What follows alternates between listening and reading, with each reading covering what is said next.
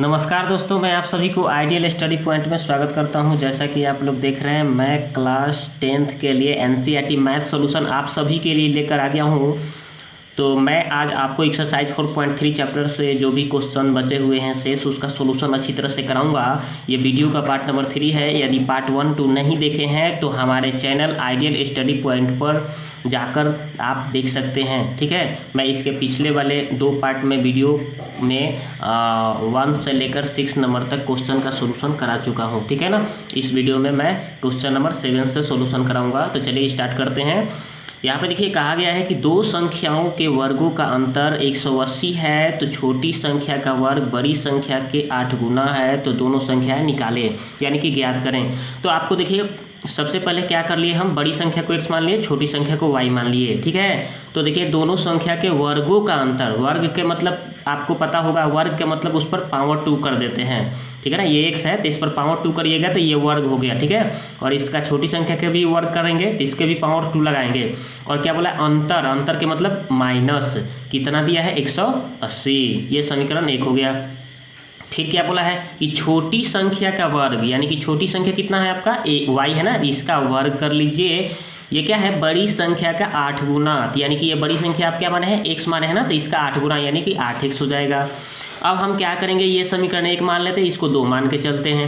अब देखिए समीकरण 1 2 से करेंगे, यानी कि ये वाई स्क्वायर का मान हम यहाँ पे वाई स्क्वायर के स्थान पे पुट कर देंगे। तो यहाँ पे एक्स स्क्वायर, यहाँ पे देखिए वाई स्क्वायर दिख रहा है आपको, तो इस वाई स्क्वायर का मान जो हमारा 8x है यहाँ पे रख दूंगा, यानी 8x बराबर कितना है 180। अब हम क्या करेंगे, इसको हम सोल्व करूँगा, ठीक है। कैसे सोल्व करेंगे जी, तो देखिए इसको हम थोड़ा सा इधर लाएंगे, बराबर के इस साइड लाएंगे, तो 180 हो गया, उधर कुछ नहीं बचा तो 0 हो गया। अब क्या करिएगा दोस्तों, तो देखिए यहाँ पे कुछ अंक नहीं है तो इसमें 1 सटा हुआ है, तो 1 में 180 से गुना करिएगा तो 180 होगा कि नहीं। अब 180 गुना करने पर आना चाहिए, आपको ये सोचना है, और जोड़ने घटाने पर 8 आना चाहिए। कौन सा अंक ले सकते हैं आप, तो 18 और 10 ले सकते हैं। 18 में और 10 में गुना करिएगा तो 180 हो जाएगा, और जोड़िएगा या मतलब इसको घटाइएगा 18 में से 10 तो कितना आ जाएगा, 8 आ जाएगा। तो यही हमने 18 और 10 को लिख दिया। तो पहले वाले अंक को ऐसे ही और लास्ट वाले अंक को ऐसे ही आप लिख दीजिए, ठीक है। और बीच में हम 18 और 10 लगा लेंगे, यहाँ पे x लगा है तो इसमें भी x लगाएंगे। और यहाँ पे देखिए माइनस लाना है तो बड़ा वाला को माइनस कर लेंगे और छोटा वाला को प्लस, प्लस माइनस फिर घट के हमारा 8x आ जाएगा। सिंपल, ये शर्त भी पूरा होना चाहिए। यहाँ पे जो है ना, यहाँ पे 8x, तो ये 8x आना चाहिए माइनस में जोड़ घटा कर, ये ध्यान देना है आपको, इसको संतुष्ट करना चाहिए। तो यहाँ पे देखिए अब इन दोनों में हम कॉमन लेंगे तो x मिल रहा है कॉमन, तो बाहर ले लिए तो x बच गया यहाँ पे 18। और यहाँ पे इन दोनों में हमको कॉमन क्या मिल रहा है 10, तो यहाँ पे x माइनस 18 इक्वल टू 0। अब यहाँ पे देखिए x प्लस 10 हो गया, यहाँ पे देखिए x माइनस 18 हो गया। अब देखिए क्या करेंगे, मतलब यहाँ पे देखिए जो अलग अलग दिख रहा था ना उसको एक जगह करके लिख दिया था, और दोनों साइड में दिख रहा था x माइनस 18 उसको भी एक बार हमने लिख दिया।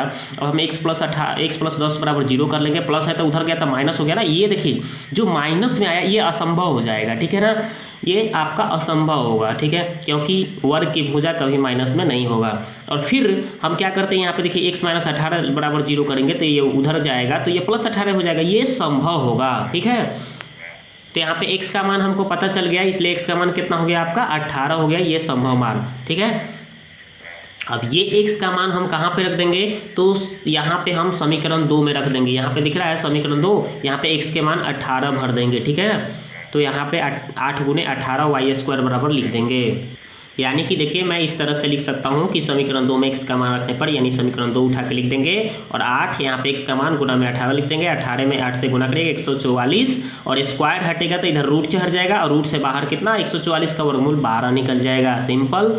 यहाँ पे देखिए दोस्तों आप जानते होंगे कि यहाँ पे प्लस माइनस दोनों होता है, तो मैं यहाँ पे प्लस लिया हूँ, ठीक है ना।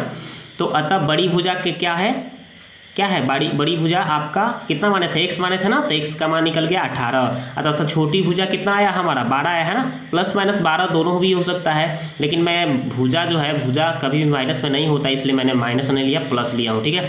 तो अतः बड़ी भुजा 18 और छोटी भुजा y का मान जो है कितना 12, यही इसका राइट आंसर हो गया दोस्तों, ठीक है ना। अब चलिए क्वेश्चन नंबर 8 देखते हैं, 8 नंबर देखते हैं। तो क्वेश्चन नंबर 8 क्या कह रहा है कि एक रेलगाड़ी, ठीक है। क्वेश्चन नंबर 8 कह रहा है कि एक रेलगाड़ी एक समान चाल से 360 किलोमीटर की दूरी तय करती है। यदि यह चाल 5 किलोमीटर प्रति घंटा अधिक होती है तो वह उसी यात्रा में 1 घंटा कम समय लेती है। तो रेलगाड़ी की चाल ज्ञात कीजिए। तो सिंपली हम देखिए रेलगाड़ी की चाल को क्या मान लेंगे, x किलोमीटर प्रति घंटा मान लिए, ठीक है। अब यहाँ पे देखिए कितना दूरी तय कर रहा है सामांचल से, 360, ठीक है। तो हम लोग एक फार्मूला जानते हैं कि समय बराबर होता है दूरी बटे चाल। तो दूरी कितना आ गया आपका 360, तो 360 लिख दीजिए और इसका चाल क्या माने है x, तो 360 बटे x आप लिख दीजिए, ठीक है। और यहाँ बोला कि यदि आपका चाल 5 किलोमीटर पर घंटा अधिक हो जाए, यानी कि चाल में हम 5 बढ़ा दिया जाए, 5 किलोमीटर प्रति घंटा के हिसाब से बढ़ा दिया जाए, तो क्या हो जाएगा, ये दूरी और ये इसका चाल हो गया कितना x + 5, यहाँ x माने था ना, तो इसमें x + 5 हो गया। तो ये जैसे ही दूरी बढ़ता है, पहले चाल बढ़ता है, तो वही उसी यात्रा को कितना घंटा में, 1 घंटा कम समय में लगता है उसको यात्रा करने में, ठीक है। मतलब ये जब चाल इसका बढ़ जाएगा तो ये तो होगा कि इससे ये क्या हो जाएगा, कम समय में, मतलब ये कम समय में दूरी तय करेगा इससे, ठीक है। तो ये पे मैंने लिख दिया 360 बटे x - 1 यहाँ पे, क्योंकि 1 घंटा कम समय लेती है, बोला है ना कि वह जो ये 360 बटे x जो था, क्या बोल रहा था कि 1 घंटा कम समय लेगा, कब, जब उसका चाल 5 बढ़ जाएगा। तो देखिए चाल जैसे ही 5 बढ़ा 360, ये तो दूरी उतना ही करना है ना, तय। यहाँ पे देखिए दूरी उतना ही तय करना है, केवल चाल बढ़ा दिया गया है, तो उस दूरी को तय करने में 1 घंटा कम समय लेता है, वही मैंने लिख दिया, ठीक है। तो बस अब ये दूरी बटे समय यहाँ पे लिखा हो ना, समय बराबर क्या होता है, दूरी बटे चाल, ये तो आपको समझ में आ गया होगा। अब देखिए मैंने क्या किया, इसको ऐसे ही लिख दिया और इसको प्लस था तो इधर आया माइनस, और ये माइनस था तो उधर गया तो प्लस हो गया, ठीक है। अब इसको हम भिन्न के जोड़ घटाव करेंगे तो इन दोनों का लघुत्तम लीजिएगा तो ये दोनों गुना में हो जाएगा, इतना में इससे गुना करेंगे तो 360 में 1 से 360x, और यहाँ पे प्लस 360 में 5 से करिएगा तो 1800, माइनस है तो माइनस 360 में 1 से 360x हो जाएगा। और ये देखिए प्लस माइनस क्या हो गया, कट गया ना। अब यहाँ पे ऊपर क्या बचेगा 1800 और नीचे क्या बचेगा, x में हम कर लेंगे इससे गुना x + 5 से, तो क्या हो जाएगा x में 1 से x² या प्लस यहाँ पे 5 में 1 से तो 5x हो जाएगा, बराबर में 1 और ऊपर 1800 बचेगा। यानी कि देखिए इस तरह से 1800 बटे x² + 5x बराबर 1। अब यहाँ पे देखिए तिर्यक गुना कर सकते हैं, बटा 1 लगा के, एक में गुना करेंगे x² + 5x से तो x² + 5x, अब बराबर है तो बराबर 1 में 18 से तो 1800 से तो 1800 हो गया। और यहाँ पे देखिए x² + 5x, प्लस है तो इधर आया तो माइनस हो गया, उधर कुछ नहीं तो 0 बचा ना। अब यहाँ पे देखिए हम ये उसी तरह से गुना करने पर हमारा कितना होना चाहिए, तो 1800, और जोड़ने घटाने पर हमको कितना होना चाहिए, तो 5 होना चाहिए। तो 45 और 40 मिल सकता है, आप 45 और 40 को गुना कराइएगा तो 1800, और 45 में से 40 को घटाइएगा तो 5x हो जाएगा, ठीक है। तो वही मैंने तोड़ दिया इसको। अब हम इसमें कॉमन कर लेंगे, देखिए ये प्लस है ना, लाना है तो बड़ा वाला को प्लस लिया हूँ, छोटा वाला को माइनस लिया हूँ, तब ना घटा के इतना आएगा प्लस में 5x। तो ये भी आपको ध्यान में रखना है, और पहले वाले को ऐसा ही और लास्ट वाले को ऐसा ही लिख देना है, ठीक है। अभी इन दोनों में कॉमन क्या मिल रहा है, x, तो x प्लस यहाँ पे 45 हो गया, इन दोनों में कॉमन क्या मिल रहा है, तो -40, तो -40 लिख दिए, x यहाँ पे लिख दिए। अब यहाँ पे देखिए इस 40 से भाग देंगे इसमें तो कितना हो जाएगा 45 माइनस, और ये माइनस माइनस प्लस हो जाएगा, प्लस में फिर माइनस से गुना कीजिएगा, माइनस हो जाएगा, 0 है तो 0। यहाँ पे जो अलग अलग दिख रहा है उसको एक बार लिख दिए, और जो दोनों एक जैसा दिख रहा है उसको एक बार लिख दिए, 0 है तो 0। तो एक बार हम इसको 0 के बराबर करेंगे तो माइनस है तो उधर गया तो प्लस, तो यहाँ पे प्लस है ना, x + 45 बराबर 0, तो उधर गया तो -45 हो गया, ये असंभव हो गया, ठीक है ना।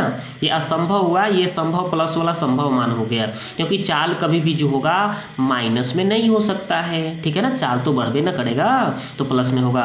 अतः रेलगाड़ी की चाल क्या होगा आपका 40 किलोमीटर प्रति घंटा, जो x का मान संभव आया वही इसका आंसर हो गया, ठीक है ना। चलिए अगले नेक्स्ट सवाल को देखते हैं। कि क्वेश्चन नंबर 9 देखिए क्या बोला जा रहा है 9 नंबर क्वेश्चन में, कि आपका बोल रहा है कि 2 पानी के नल एक साथ एक हौज को 9.3/8 घंटों में भर सकते हैं। बड़े व्यास वाले नल हौज को भरने में कम व्यास वाले नल से 10 घंटे कम समय लेता है। प्रत्येक द्वारा अलग से हौज को भरने में के समय ज्ञात कीजिए। तो हम सिंपल इसको मान लेंगे कि छोटे व्यास वाला जो है ना नल, वो हौज को भरने में जो समय लगा रहा है उसको 1 घंटा लगा रहा है मान के चलिए, और बड़ा वाला क्या लगा रहा है, तो बड़ा व्यास वाला नल जो है हौज को भरने में उसका जो समय लग रहा है x - 10 लग रहा है। क्या हो, क्योंकि यहाँ पे बोला है देखिए क्या बोला है कि बड़े व्यास वाला जो नल है हौज को भरने में कम व्यास वाले यानी छोटा व्यास वाला नल जो है उससे 10 कम लग रहा है, 10 घंटा कम लग रहा है। तो यानी कि बड़ा वाला को तो कम समय लगबे करेगा क्योंकि वो मोटा पाइप होगा तो उसमें तो पानी ज़्यादा जाएगा ना, तो वो तो थोड़ा कम समय में भरबे करेगा। और छोटा वाला व्यास वाला है यानी कि थोड़ा पतला पाइप होगा तो उसमें तो पानी थोड़ा कम जाएगा तो टाइम ज़्यादा लगेगा ना। इससे भी आप समझ सकते हैं। तो यहाँ पे x माने, यहाँ पे x माइनस 10 मान लीजिए, इतना घंटा हो गया। अब चलिए प्रश्न से करते हैं क्या क्या बोला गया है। तो इसको हम क्या करेंगे, देखिए इसको ये भरने में ये टाइम लग रहा है इसको, ठीक है ना। तो देखिए मैंने इतना लिख दिया। ये कैसे आया दोस्तों, तो ये देखिए मैं आपको समझाता हूँ, ठीक है।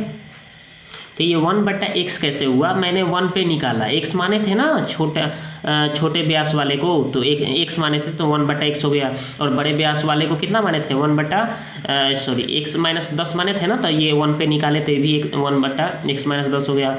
और वो जो टाइम दे रहा था उसको भी मैंने 1 पे निकाला तो 1 जो टाइम दिया था ना वो हो गया, ठीक है। सबको हम 1 पे निकाल लिए ना प्रत्येक घंटे पर, ठीक है ना, प्रति घंटे के हिसाब से निकाल लिए। तो 1 पर 1 घंटे में लगेगा इसको 1/x और इसको भी 1 घंटे में लगेगा 1x माइनस 10, ठीक है। और इसको भी 1 पर निकालेंगे तो 1 कितना हो जाएगा, इतना घंटा, ठीक है। तो इसीलिए हो गया इतना। ये दोनों को एक साथ भरने में बोला था कि दोनों को एक साथ भरने में इतना टाइम लग रहा है। देखिए एक साथ भरने में कितना इतना टाइम लग रहा है। इन दोनों को हम तो जोड़ेंगे ना, 1 पर निकाले हैं तो 1/x, इसको भी 1 पर निकालेंगे तो 1/x माइनस 10 और दोनों को ऐड करेंगे तो अपना ये इतना आएगा एक साथ को भरने में। तो ये भी 1 पे निकालेंगे तो इतना 1/9.3/8 हो जाएगा, ठीक है। अब इसको आगे बढ़ाइए तो इसको ऐसे ही लिख दिए। अब इसको पूर्णांक तोड़ दीजिए तो 9 8 72 3 75/8। अब ये 8 ऊपर चला जाएगा तो देखिए 8/75 हो गया। अब इसको भिन्न के जोड़ घटाव कर लीजिए तो इन दोनों का लघुत्तम लीजिएगा तो दोनों गुना में हो जाएगा। x में 1 में x माइनस 10 से तो 1x माइनस 10 हो गया, 1 में x से तो x हो गया। अब देखिए इसको क्या कर सकते हैं आप, x क्या हो गया 2x हो गया, माइनस 10 है। और यहाँ पे x में x से x² हो गया, x में 10 से तो 10x हो गया, माइनस है तो माइनस है। यहाँ पे 8/75 है तो 8/75 तिरिया गुना कर लीजिए तो 8 से कर लेंगे, x² से तो 8x², माइनस है तो माइनस, 10 में 8 से तो 10 8 80, x है तो x, 75 में 2 से तो 75 दूना 150, x है तो x, माइनस है तो माइनस, 10 में 75 से तो 750 हो गया। अब देखिए 8x², यहाँ पे देखिए ये 80x, ये देखिए प्लस था तो इधर आया तो माइनस, माइनस था इधर आ गया प्लस, उधर कुछ नहीं तो जीरो, सिंपल। 8x², यहाँ पे माइनस 80x और यहाँ पे 150x, तो इन दोनों को जोड़िएगा तो 230x हो जाएगा। यहाँ पे देखिए 750, ये दोनों क्यों जुड़ गया, क्योंकि ये भी माइनस में है ये भी माइनस में है, ठीक है ना, इसलिए ये दोनों एक जैसा चिन्ह रहता है तो जोड़ देते हैं दोस्तों, ठीक है। अब ये दोनों इतना आ गया। अब हम देखिए अगर मैं इसको गुना करूँ 8 में 750 से तो थोड़ा बड़ा सा अंक आएगा, फिर उसको जोड़ने घटाने पर मुझे ये सोचने में थोड़ा टाइम लगेगा ना। तो इससे अगर आप नहीं सोचना चाहते हैं, यदि आप ये सोचना नहीं चाहते हैं तो बस फटाफट आप क्या कर लीजिए कि यहाँ पे हम एक और तरीका से बताए थे ना कि इसका मूल निकाल सकते हैं, x का मान निकाल सकते हैं। कौन सा तरीका, तो द्विघात सूत्र से, ठीक है ना, तो उसी से हम निकालेंगे। तो देखिए तो यहाँ पे क्या करेंगे, a का मान ये हो गया, यहाँ पे b का मान माइनस 115 हो गया, यहाँ पे देखिए c का मान हो गया। तो a b c का मान लिख लिए तो क्या निकालना रहता है, d निकालना रहता है। तो क्या होता है फार्मूला विवेचक का, b² माइनस 4ac। तो b का मान कितना है 115, माइनस में स्क्वायर है तो स्क्वायर, माइनस 4 है। और यहाँ पे देखिए a का मान 4 भरिए और c का मान कितना 375। अब ये देखिए स्क्वायर से माइनस खत्म है, 115 का 2 बार गुना करिएगा तो 13,225 और 4 गुने 375 को गुना करिएगा इस सबको तो 6,000 आएगा और इसको माइनस करिएगा तो 7,225 आएगा। ये हो जाएगा आपका डी का मान, ठीक है। तो अब मूल निकालने का सूत्र क्या होता है, तो अब देखिए वही मैं लिख दे रहा हूँ और वहाँ पे भर दूंगा। तो देखिए ये मूल निकालने का सूत्र हो गया -b प्लस -√d/2a। तो माइनस, अब b के मान कितना दिया था -115 था ना b का मान, आप देख सकते हो वहाँ से जाकर, प्लस माइनस है तो प्लस माइनस। d का मान कितना आया था 7,225 और a का मान कितना आया था, वहाँ पे हम जब लिखे थे ना abc का मान, वहाँ से आप देखिए 4 होगा वहाँ पे। तो यहाँ पे देखिए माइनस माइनस प्लस हो गया 115, यहाँ पे प्लस माइनस है तो प्लस माइनस, इसका देखिएगा वर्गमूल निकालिएगा ना आप तो कितना आएगा 85 आएगा, ठीक है। और ये 4 दूना 8 और ये देखिए एक बार प्लस में करना है और एक बार माइनस करना है तो हम इसको 2 बार लिखेंगे, ठीक है। तो एक बार हम प्लस ले रहे हैं, जब हम लिख दिए कि x बराबर क्या 115 प्लस 85/8, ठीक है। और एक बार देखिए माइनस लिखा हूँ इधर फिर करके, x बराबर क्या 115 माइनस 85/8। अब इस दोनों को कैलकुलेट करूँगा तो इन दोनों को जोड़िएगा तो 208 से काटिएगा तो कितना बार में कटेगा, तो 25 बार में ये कट जा रहा है। ठीक है, 25 बार में तो 25 लिख दीजिए, और ये इसको घट माइनस कीजिएगा तो 30/8, तो इसको काटिएगा तो ऊपर 15 बार में कटेगा और नीचे 4 बार में, तो 15/4। तो ये तो असंभव हो जाएगा ना दोस्तों, ये असंभव हो गया, ये संभव हो गया। ठीक है ना, तो अतः आपका छोटे व्यास वाले नल को हौज को भरने में कितना टाइम लग रहा है, पूर्णतः आपका 25 घंटा लग रहा है। ये एक्स का मान छोटा वाला को 25 घंटा लग रहा है, तो बड़े वाले व्यास वाले को नल को भरने में कितना टाइम लगेगा, तो बड़े वाले को भरने में आपका दोस्तों टाइम लगेगा आपका, तो इसमें क्या माने थे हम लोग, x-10 माने थे ना। यहाँ पे देखिए मैं आपको दिखाता हूँ, यहाँ पे देखिए x-10 माने थे ना, तो x का मान यहाँ पे 25 भरिएगा, तो 25 में से 10 कम करिएगा कितना आएगा, 15 घंटा आएगा कि नहीं, तो वही मैंने 15 घंटा लिख दिया। तो छोटे व्यास को 25 घंटा में भर सकता है, छोटे व्यास वाला नल हौज को 25 घंटा में, और बड़े व्यास वाला नल जो है वो 15 घंटा में भर सकता है, उससे 10 घंटा कम लगेगा। ठीक है ना, तो यही इसका राइट आंसर। चलिए अब नेक्स्ट प्रश्नों को देखते हैं। तो अब ये देखिए दोस्तों, क्वेश्चन नंबर 10 जो है, यानी कि क्वेश्चन नंबर 10 जो है, क्या कह रहा है कि मैसूर और बेंगलोर के बीच के 132 किलोमीटर यात्रा करने में एक एक्सप्रेस रेलगाड़ी सवारी रेलगाड़ी से 1 घंटा कम समय लेता है, 1 घंटा समय कम लेती है। यहाँ पे ये बोला गया है कि मध्य के रेल स्टेशनों पर ठहरने का समय ध्यान में नहीं लेना है। ठीक है ना, और यदि बोला कि एक्सप्रेस रेलगाड़ी की औसत चाल सवारी रेलगाड़ी की औसत चाल से 11 किलोमीटर प्रति घंटा अधिक हो, तो दोनों रेलगाड़ियों का औसत चाल ज्ञात कीजिए। तो हमने पहले मान लिया कि सवारी गाड़ी का औसत चाल कितना, x किलोमीटर प्रति घंटा, और एक्सप्रेस रेलगाड़ी की औसत चाल x + 11 किलोमीटर प्रति घंटा। क्यों x + 11 किया, क्योंकि यहाँ पे देखिए कहा गया है कि यदि एक्सप्रेस रेलगाड़ी की औसत चाल सवारी रेलगाड़ी की औसत चाल से कितना है, 11 किलोमीटर प्रति घंटा अधिक है, सवारी से 11 अधिक है, तो सवारी को आपने x माना तो एक्सप्रेस कितना हो जाएगा, x + 11 हो जाएगा, क्योंकि उससे अधिक बोल रहा है 11। अब चलिए यहाँ पे आइए प्रश्न से, तो ये कैसे हुआ ये देखिए। तो हम लोग एक फार्मूला जानते हैं कि समय बराबर होता है दूरी बटे 4, तो वही समय जो बराबर, तो हम टाइम लिख रहा हूँ तो दूरी कितना दिया है उसके हिसाब से चल रहा हूँ, तो 132 यात्रा करना है। ठीक है ना, तो 132 और चाल कितना माने हैं, पहले सवारी किससे अगर जा रहे हैं 132, तो 132/x हो जाएगा टाइम। ठीक है ना, समय बराबर, और बोल रहा है कि यही आप जैसे रेलगाड़ी से तय कर रहे हैं, तो जैसे रेलगाड़ी से तय करिएगा तो क्या हो रहा है, उससे 11 किलोमीटर का उसका रफ्तार थोड़ा ज़्यादा है।